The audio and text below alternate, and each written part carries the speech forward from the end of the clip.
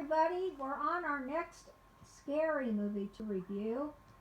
And I picked it, Poltergeist, which premiered in 1982. It's about a middle-class family living in a relatively new subdivision in California. The father of the house, Steve, played by Craig T. Nelson, is the most successful sales rep at his builder-developer's company, who has been selling these lots in the subdivision. One day his wife Diane, played by Jo Beth Williams, is cleaning the house and discovers their yellow pet bird dead in its cage. As she attempts to flush Tweety down the toilet, their little preschool daughter, Carol Ann, who is really Heather O'Rourke, catches her in the act and insists that they bury the bird in a special box in the garden. Afterward, everything seems to start going downhill. At first, it's strange, benign occurrences like chairs moving in the kitchen or their dog whining and barking at the ceiling. But then it starts getting violent. One night, the big tree outside the window slams into Carol Ann and her brother Robbie's bedroom during a storm. He is played by Oliver Robbins. Their teenage sister, Dana, played by the late Dominique Dunne, becomes so scared that she refuses to sleep there and prefers to spend every night with friends. Then one night, while the wind is howling outside, the closet in Carol Ann and Robbie's room swings open, and a light appears, and the wind begins to whip up everything in the room, all the toys and the furniture, and sucks Carol Ann into the closet and into some alternate reality. What happens next? Just wanted to make it clear that it's never ever pointed out why this family is the only family targeted in the whole subdivision by paranormal behavior. My guess is one, Steve the father sells the plots of land and houses to go on them, and sells more than anybody else. And two, apparently Carol Ann was born in the house. I doubt if very many people were born in their subdivision homes in 1982. And another thing I just wanted to say before turning over to Marco. More spoilers.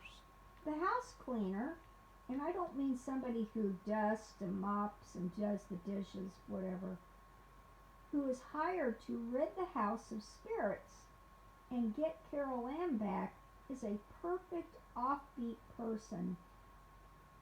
The actor is Zelda Rubinstein, to play the role of Tangina Barons. She's extra short and has a strange witch-like voice. Her name is Tangina, not Tangina. Whatever. If you're talking about a heart condition, angina, it's not angina, it's angina. So, I think I know why Marco is laughing, and I'm just not going to bow down to his laughter. So, anyway, why is this happening at all? No matter who it's happening to, why is it happening? Okay, Marco, why don't you take it away? This movie sucks. Yes, Marco doesn't like the movie at all because it doesn't have people getting ripped apart by a knife, because there's nothing strangled, it's or not burned. It's not intelligent, and it's boring, and it's uneventful, and there's a lot of potential though. Like, they had that clown, and that clown was really cool. clown was a And- doll in the little boy and girl's bedroom. It's life size. It's as big as they are, and they have it sitting in a chair, staring And at what the boy's what bed. I don't get though is why does he have that clown there I don't know. in the first place if it's so scary? I would think it would be I scary. I just that's ridiculous to me. Yeah, I didn't get that either. To me, it's just for a cheap scare, which is unfortunate because, as I said, there's a lot of potential with this clown character. And so, what else? It's not the fact of the actors or the cinematography. What I mean, like the set design, the sets look cool, the setting is cool, the actors do great, but it's just the script and the movie itself is just so boring and bad. Well, I think it's like a fun, scary movie. You know when I said before that we wouldn't be doing any more children's we didn't scary realize. movies? This is really kind of a children's scary movie. It's not even for children. It's for like babies. No, it's not. We can't comprehend a movie. No. Because No. when I was a kid and I watched this, I fell asleep watching it.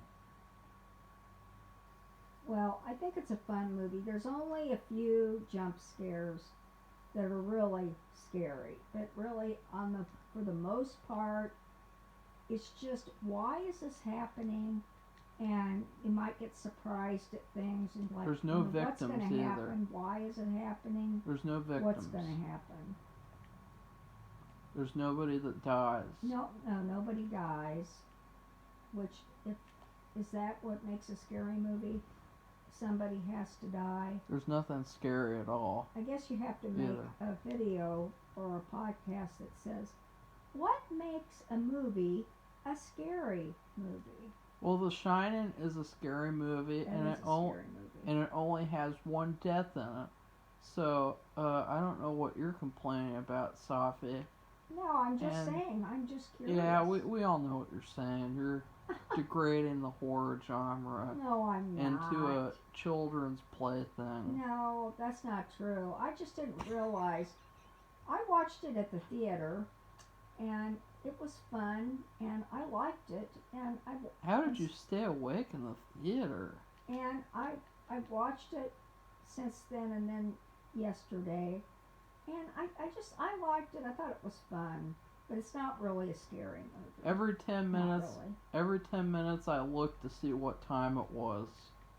That's how boring it was to me. Like, and also, I felt like there were a lot of missed opportunities because Steven Spielberg wrote it. I think that he was the problem. It should not have been done anything with Steven Spielberg. I think This is not his movie. I think the thing about the suburb, it looks like the same place they did E.T. No, It's it the doesn't. same kind of place. No way. You could distinguish People living those on apart. top of each other with hard postage stamp yards and all kinds of kids everywhere, all over the streets playing. And anyway, I mean, what is there to discuss? I think that the dead... Excuse me. I think that the dead bird, it would have been cool if the dead bird had become a ghost and then fought off the monster in the end. Because what happens, spoiler alert, is that this movie's really old. Nobody cares about it. The monster is just there, and he swallows up the house, or the house swallows itself up. The monster is not defeated or anything. So no, the monster, they think they defeated the monster. Well, I won't say anything else, but what? no, I already nothing spoiled is defeated. Yeah, and so I think it would have been cool if the dead bird came back to life and became a good ghost, since the bird wouldn't care about any stupid territory issues. And that's another thing, is that they go into so much detail about the ghosts of the people who aren't even harming anybody, they go into so much detail talking about why are they there, but then they don't explain the monster at all. And I thought that was stupid. Now that is a failing because all these people. Well, I don't want to say anything, but yeah, who is the monster? And when we tell you the spoiler alert, then that's when it becomes clear as why it's important. Is who is this monster? What is this monster? Why does it care? Why is it there? Why is it Yeah, there's no doing what it's explanation. doing? But then there's this huge explanation, these monologues. Ghosts are jealous of life, blah blah blah blah blah, boring, boring, boring, fall asleep. And then nothing for this giant monster that apparently wants to hurt people. Never kills anybody in the whole movie, by the way, so I wasn't threatened by the monster at all. And you can't say that it's a fun movie, because let's take a look at some fun horror movies. Jeepers Creepers. Jeepers Creepers is fun because you don't know what the monster is, and the monster's scary. The monster eats people and has a huge body count already. You could have said that the monster was responsible for killing people and they're upset that they're there or something like that. But again, it doesn't affect anybody. That whatever yeah. this is, it doesn't seem to affect anybody else. This isn't a suburb where it's just one street and a couple of houses. This is a multi-house. I mean, huge lots neighborhood. of multi. It's a lot of different neighborhoods. Yeah. With on all the houses look alike and they all look to be the same color. It's really boring. Well, it reminds me of Back to the Future. It reminds me of E.T. But anyway, it's probably about the same in both. But and that's what's so confusing. And the thing, like I said, is one thing that's different, and it really is different. It'd be different today too. Carol Ann, for some reason, and I never heard anything, either I didn't hear it or they didn't say it, she was born in the house. And somehow that makes her, that puts a target on her back for some reason. Which, by the way, for these spirits. Ghosts would be attracted to any kind of life. I would think so. And not just a little girl because she was born in the house. That's just called lazy writing. I don't know. Plot convenience. They made that statement as if that was meaningful. So, I don't know. Why didn't the ghosts ever say anything? Why didn't the ghosts ever talk and say anything? The only thing the ghost does is it leaves a hint as to what it is. And what happens is they drop jewelry. They drop jewelry and that's all they do. All kinds of, like maybe coins, metal things from the ceiling. It's a great job you're doing to tell people to get out of your neighborhood. Drop a bunch of jewelry that you could get money for. It's not new jewelry. It's old jewelry. It's like it has brown dust all over it, or brown dirt, like it's dirty. And it's not modern day jewelry, but they did have one watch that was fairly modern, but all of it was like 100 years old. So what does that mean? And they're like, and they never address that.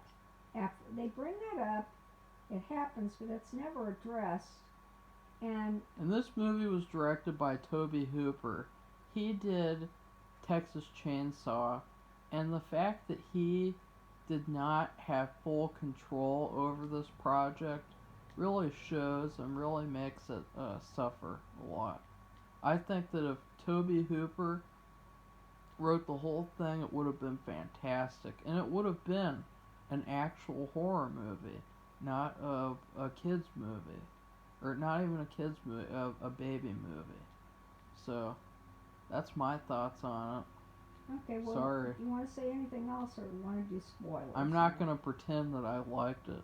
Okay, well, let's just do spoilers. Yeah. And I'll just say this is really the big spoiler. The fact is, why I brought this up, why is this happening at all? Because apparently the builder, the head of the company, in fact, Marco said that the actor who plays him, died yesterday in real life. Yeah. Which is really kind of strange. We were going to do this yesterday, but we got caught up in something. But anyway, Some funny timing. which is really strange. But anyway, he did a horrible and unethical thing. He built the entire subdivision over a graveyard. He moved quite a few of the monuments, but he didn't move the bodies. He left them there and built houses on top of them, which is totally sacrilegious. It's unethical. It's just a bad thing. And they were, I think, when she buried that little bird into the ground, it was like the last straw. It set something off. Because Why? it seemed to happen right after. Why did it set something off? I don't know, but it seems like It's nothing a else. bird. Nothing else was going on, but that, for some reason, that seemed to set it off. All of the bad things. And then this house cleaner, what happens is they invite a team of paranormal investigators to come in, which you see things on TV all the time about paranormal investigators going to different hotels and businesses and homes to investigate events that have happened that are inexplicable. And so they invite them, and then what happens to them, this is when the jump scares come in. They are so freaked, they hire this famous house cleaner. No, I know what you're thinking of. That's not a jump scare. Okay, well, anyway, I may not know what a jump scare is, but anyway. A jump scare, for everybody who hasn't watched any of these horrible modern horror movies, quote horror movies, they're not really horror movies, ever since 2000, jump scares is when you're wandering around and there's no noise, and then all of a sudden there's a loud noise and an obnoxious noise that irritates you. That's what a jump scare is. It's not a scare either, because there's nothing to it. It's not intelligent at all. One thing that happens when this team comes is that it gets real windy, and this big white light comes marching down the stairs. They have a 2-story house, and it just looks like one massive white light. I thought it looked like one robed figure. And then it comes down there, and everybody's down there, and the family and the paranormal people, and it makes this huge wind, and everybody's hair flies, and it disappears. And then they have all this equipment set up, and they rewind the tape, and it's like hundreds of people marching behind each other. It wasn't hundreds, it was like 20. It was weird, though. It was all these people, I thought it was. Anyway, so they realize they have to go, and they get this house cleaner who's this bizarre woman, but she's good, and she helps them rescue the little girl. And if you want to see how they do it, it's interesting. It's stupid. And weird. Marco doesn't. But I remember when the movie came out, everybody loved this actress. Yeah. They thought she was really weird and crazy and perfect for the part. She was hardly in the movie, and she didn't really do anything. But the thing is, she does what she's supposed to do. She rescues her daughter.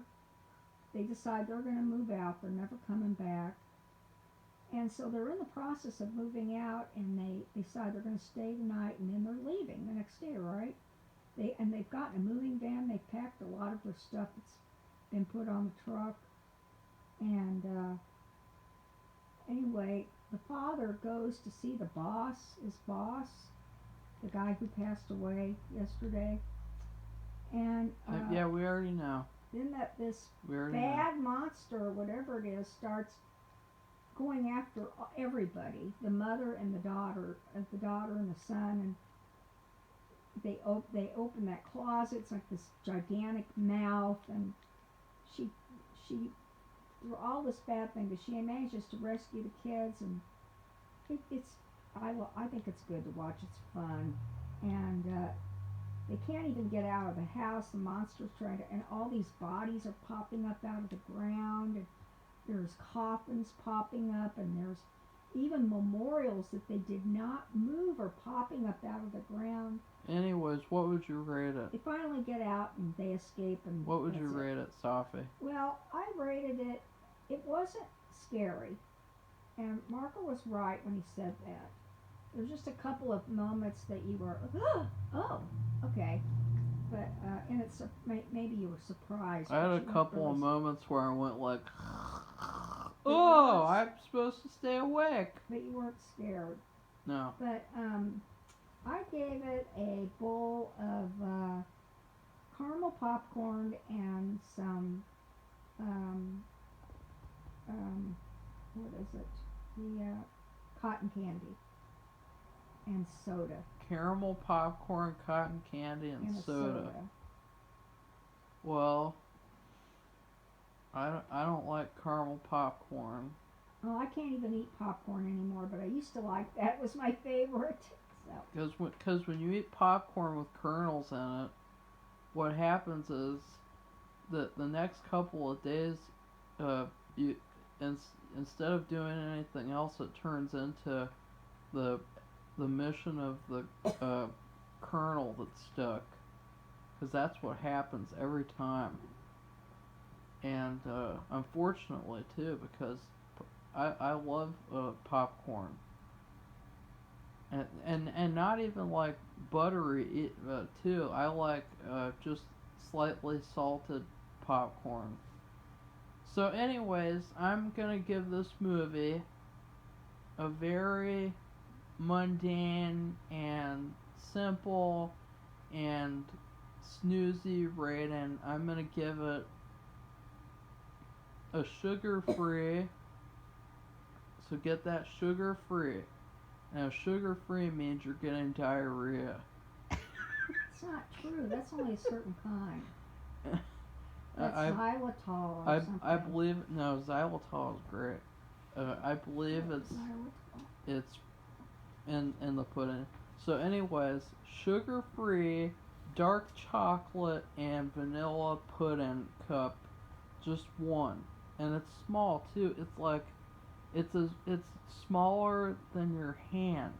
It's that small. It's a tiny little thing, and it's not a good dessert. It's boring. You don't get a lot out of it, and it gives you diarrhea afterwards. So have fun with that. Marco, that's just bull. Because I've had diarrhea of the mouth just thinking about all the problems with the movie, like Marco is so critical of everything. how Toby Hooper was basically given a Steven Spielberg movie and told, hey, you want to direct this? It'll be put under your name, but you're not going to really make the movie. You're just going to make this crappy family movie that Steven Spielberg should have made all by himself. Some families don't, I mean, it doesn't matter to me, but it matters to some families. They don't want to see a bunch of people get murdered. Well, they could grow up and Well, maybe when they do grow up, they will. And you know that for a fact. a more mature movie like Frankenstein, Bride of Frankenstein, Frankenstein Meets the Wolfman, Horror of Dracula, Brides of Dracula. All of those movies I just listed are a million times better than this Snorefest. Well, there's also those Vincent Price movies too. Yeah, there are a lot of movies to choose from. Yeah, there are, but still, that's good enough, I think. Watch the Goosebumps TV series.